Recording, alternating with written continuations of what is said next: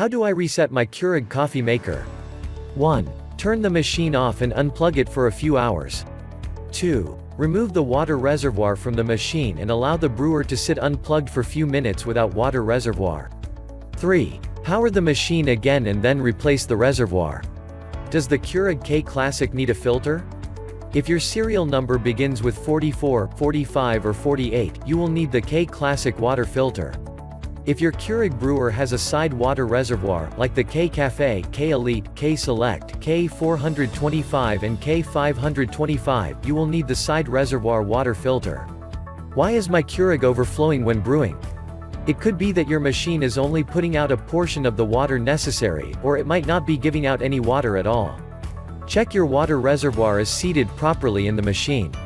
It's possible the reservoir was bumped while your Keurig was brewing your coffee and the machine thinks it is out of water. Can you use vinegar to descale a Keurig?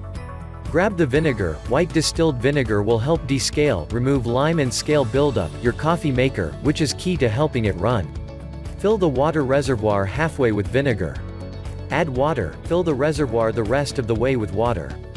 Run the machine, start the brew cycle without inserting a K-cup.